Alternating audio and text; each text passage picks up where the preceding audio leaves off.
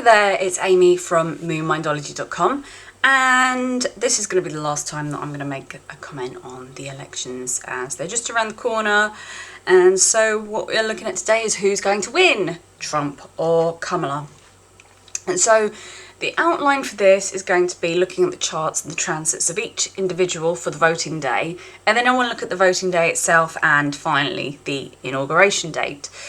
We pretty much know how each party are planning to operate, and what we want to see is if the chart aligns with the Democrats or the Republicans more.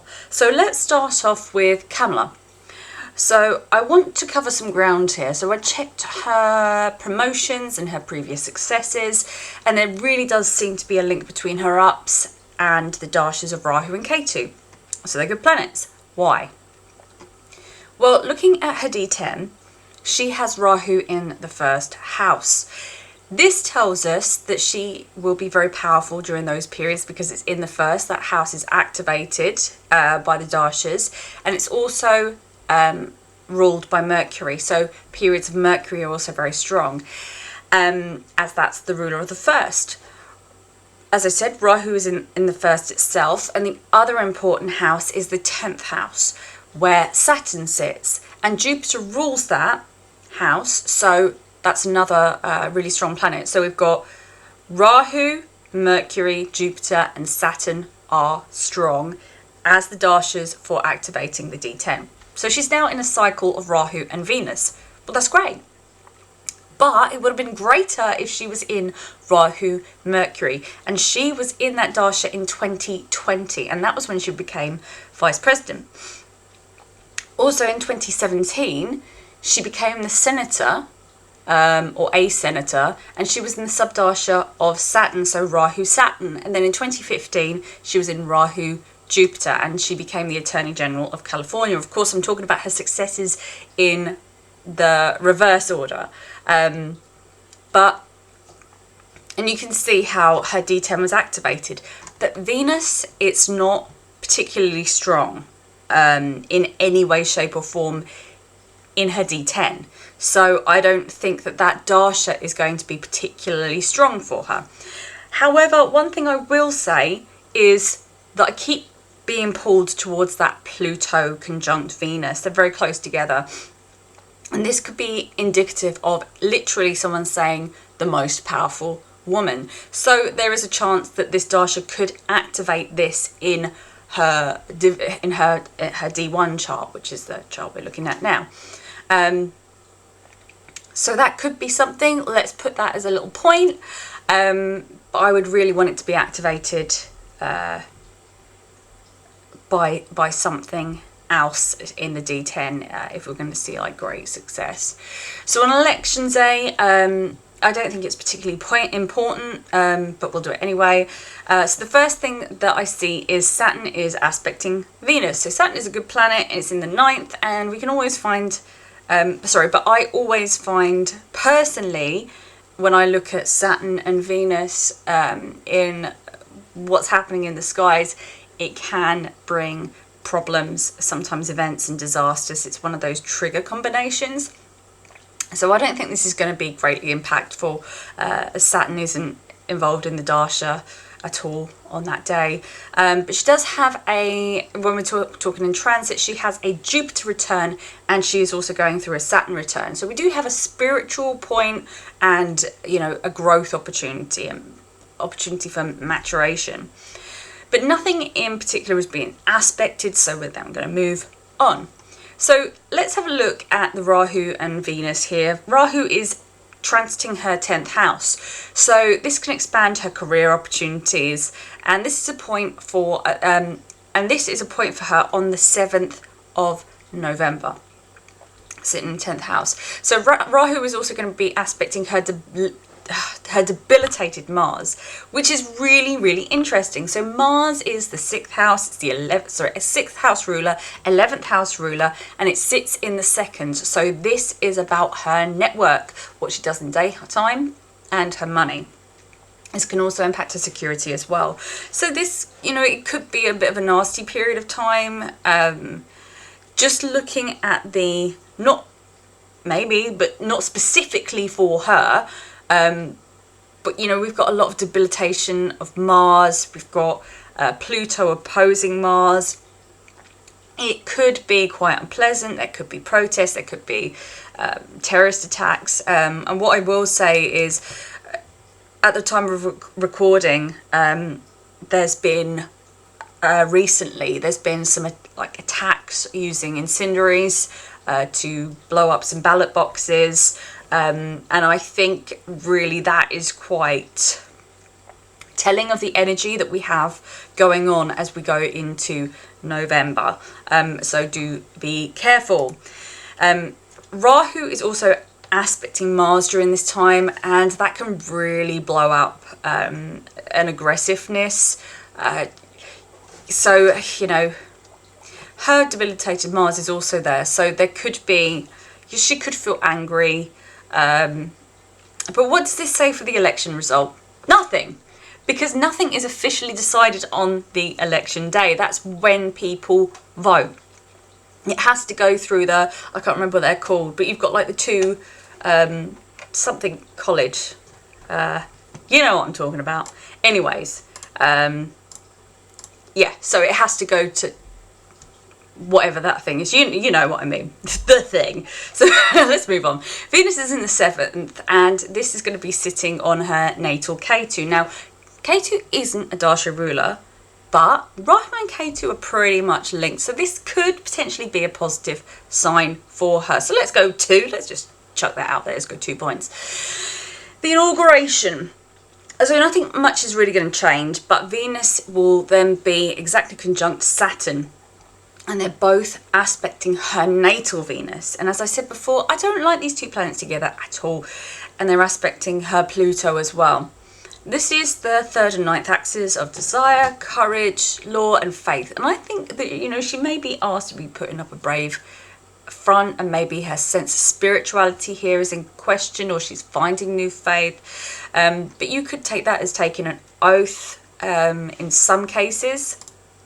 And going up there and being brave and putting a hand on the big book to become president. But, you know, I would personally like to see a 7th house activation on the day, because they're signing a contract. So, you know, for argument's sake, you know, let's add that on as like a half point. And so, you know, she's got 3 kind of weakish points so far. And then I just want to see how she interacts with the USA chart. But, you know, she's already been the vice president, so she's going to have some links.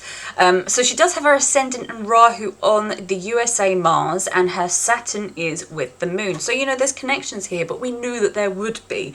The USA is in the dasha of Rahu and Mercury. Neither of those planets line up with Kamala's chart. So, you know, that's not another tick box for her. So we've, you know, it's a bit inconclusive, and I don't find anything really strong enough there.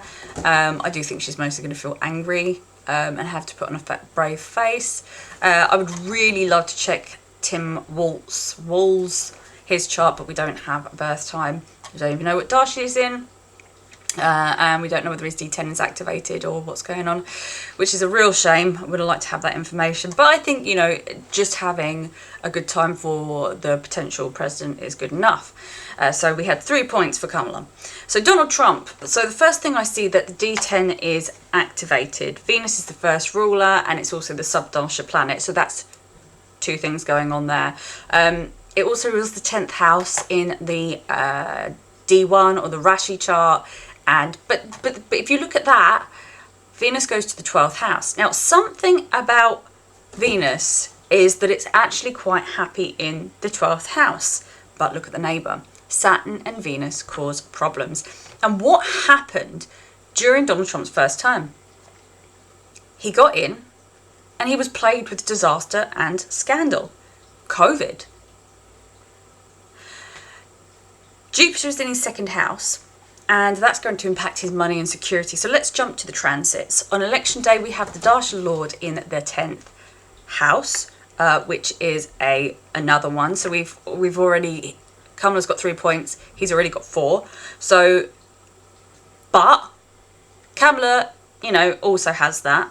Of course, this is a significant time for both of them in terms of not only career but public appearance, and that is what your 10th house is all about. So I would feel that it would be very strange if they didn't have some kind of something going on. But that's a solid pointer for him, as it's the Dasha Lord in the 10th house. That's a really strong indication. Venus is in the 5th house of sport and entertainment. So Venus rules the 10th, and there is a Parivartana on this day as well. So that just means a changing of signs. So that's also going to be very strong for Trump. So we're looking at 5 now. Then on Inauguration Day, we have that Jupiter, and it's in his 10th house. And then Venus is going to be in his 7th. So that could be him signing a contract. But, you know, you can also look at this as it being his opponent as well. He has a female opponent who is very Saturnian, I believe, in the way she comes across and behaves. So let's look at some other planets. Mars is debilitated as a transit planet, and it's in his 12th house, sitting on that Venus and Saturn. So there are going to be things that are causing him problems. There is going to be a fight, because he's got that angry, debilitated Mars, and it's going to be going around and near his Venus, and Venus rules the 10th house. So there could be something going on. There could be some kind of 10th house is your reputation. So he could be having his reputation smeared on the day. So the moon is exactly on his Jupiter at the moment of the inauguration as well. So I think that's really something that's powerful. And, you know, he's got so many tells on his chart, and it's so much stronger than Kamala's on the pivotal days and times. And he also has Rahu aspecting his Venus in the 12th. So I think that, you know, there could be something going on behind the scenes as well. But, you know, I'm going to move on now. It's not fair, really, to assess one vice president chart without the other. But, you know, we can do this as a support for a Trump win. But we'll see what happens. So, J.D. Vance, his D10 is ruled by Mercury. So if we're looking for that to be activated, and the answer is no, not until 2027 in his dashas. He's currently in Saturn, but he does have an exalted Saturn in the 3rd house, so it's not really anything to write home about. Saturn is very strong in his 7th house at the moment, which is good for the signing of contracts. And he has his moon where the moon of the inauguration is as well. You know, it's all right. It's not a significant chart. His Dasha ruler is so slow moving that I don't really think it's worth spending any time on this. It's not his great time yet. This is just another stepping stone to him. But, you know, if he starts to get really activated in 2027, you have to ask the question, without looking too deeply into it, is Trump going to go his full term? Because the next round of voting is not going to be until the end of 2028. So there's a question that you ask there. Why is the real activation happening in that year? But we'll get onto that nearer the time. So let's get into some more gritty stuff. The election is being held on the 7th of November 2025, and I believe that the first place to really open is going to be in Vermont, and because some places are set to open at 6 a.m, it's that time zone that is the first one. So let's just go with that. I know some people have said that early voting is in place in some areas, but this is as close we can get to the official date, and I don't really think that it impacts the result as much as the inauguration, but we're just going to do it for a bit of fun. So, okay, we start off seeing that we have a good old debilitated sun and a wonderfully debilitated Mars, and this is the 1st and 10th house. And this is really not what you want to see, if I'm completely honest. This is so hot and angry. Not only that, you have Rahu aspecting Mars, which is going to make it even bigger. Then on top of that, Pluto aspects Mars from Capricorn. The Dasha is Sun and Rahu, so there's going to be a lot of impact from these planets on that day. And I really wouldn't be surprised if there's something that happens that emergency services are involved. So again, be careful if you have any planets around 5 to 6 degrees of Cancer or Capricorn. That Mars is so out of control. I really don't like it. Finally, we can use the inauguration chart to figure out whether we are, you know, more likely to have a Democrat or a Republican leader. But, you know, let's see. You know, but also how the term is going to go. So, the first house contains Uranus, which is incredibly rebellious and unusual. This is good for electrics and aeroplanes. The first ruler goes to the 4th house, but it's very debilitated. But at this point, Mars is in retrograde, so it's also very close to the Earth, so it's lit up as well. It's poignant. But not only that, this is the Dasha ruler. So the 4th house of land and production, you know, has an element of being quite strong. I think this is also going to bring a lot of manufacturing within the country as well. So this could be good for export as well. And I do think this matches what the Republicans want to bring in. But Mars is still debilitated and problematic, so there will be issues with land, houses and potentially destruction. There can be fighting within the family unit or even attacks on cities and attacks on exports as well. But the confusing thing here is that Mars is retrograde, so that can bring out some positivity of Mars. So it will take action, it will be very action oriented. Mars is also the Karaka for real estate, so there could be some power in that, but it could also mean bringing weapons home. So there could be more transport from the government in concerning weapons and firearms. And we have Pluto and Rahu aspecting Mars, as, you know, it's going to make this planet really crazy. You could even see military action or military marketing through the streets or something like that. But I do think the next 4 years could potentially be full of violence in the USA. And, you know, the Republicans want to increase military spending, and this could be a pointer to that. There's a lot of extreme heat here as well, with the Sun in opposition. The Sun's right next to Pluto, and this is very controlling and a powerful leader. There could be corruption, there could be secrets. And, you know, Pluto is to do with nuclear as well. So there could be some nuclear threats with leaders as well. Hopefully they're just threats. Another thing I mentioned was that Saturn-Venus combination in the 11th house here. And this can bring some problems with disasters to do with friends and networks. And of course, if you look at what Trump wants to do, he wants to take the traditional friends and say to them, you know, no. Off you go, you're not paying your bills or whatever he says. So this could be indicative of friendships that are broken. And also, I think he's pretty annoyed with the UK government as well, because just between you and me, they're all losers. Yeah. Anyways. So Jupiter is in the 2nd, and this is really bright. So there can be positive moves in the way of money and success in agriculture. And the overall health of the country is very difficult as the life starts, or the life of the government, if you like, it starts in the Dasha of a debilitated planet, which is, you know, the ruler of the 1st as well. So that's not particularly great for health. If we were looking at a person. The moon is also very afflicted by Ketu, which doesn't bode well for happiness and support of the public. Taxes are interesting, as that's ruled by the 8th house, and the ruler is debilitated. So I'm not sure what's going on here, if I'm completely honest. There's a lot of power and control over taxes, but I'm not sure whether that's an increase or decrease.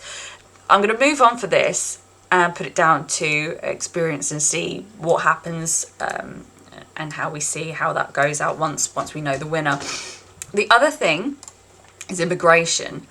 So Rahu in the 12th says to me that there's not going to be any increased control over the immigration, and there's going to be confusion here with Neptune. But if we analyze the 12th house. Rahu and Neptune are extreme oil, but Moon and Ketu can be lacquer liquids like oil and even water. So the overall theme of this chart is going to be very hot and dry, so there could be droughts. It's quite difficult, as you know, it's up for interpretation, and it depends on who you support as well. I mean, you can look at it and you can see whatever you kind of want to see of each party. You know, somebody could say, oh, that damn Kamala, you know, she's going to get in and start a nuclear war. Or you can say, oh my gosh, that bleeding Donald Trump, he's going to get in and start a nuclear war and be corrupt. But you know, I am concerned about the sun being the king and the ruler, and it's sitting directly next to Pluto. That can be a corrupt ruler, an extreme ruler. So that's something that we've got to keep our eyes on. But yeah, you know, I don't think that the illegal immigrant problems are necessarily going to be resolved, and there could be a lot of smuggling going on behind the scenes as well, a lot of crime. You can even see cults popping up as well as a potential.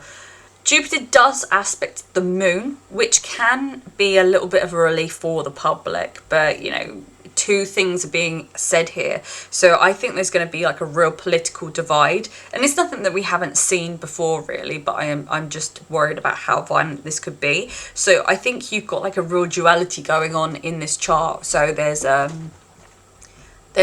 something saying that the public will be happy. There's something that's saying that the public will be unhappy. I think it's strong for oil, which is very indicative of Republicans as well, as they're all pro-oil. But I think that real duality and that divide is also a sign of Donald Trump being in power as well. So my overall impression is Donald Trump will win, and America is going to be in for a rocky 4 years based on the Inauguration chart. And the whole term is going to be in the dasha of a debilitated and afflicted planet. And I don't think it looks great. You know, I could be wrong. Hopefully I'm wrong on the fact that it's rocky, because, you know, you don't want that. But if we're looking at the geopolitical climate of the world, things are very up in the air. And there's a lot going on at the moment. There's a lot we don't know. And even with what we do know, it's incredibly turbulent. I hope you enjoyed today's analysis, and I will see you next week. Thank you very much. Bye.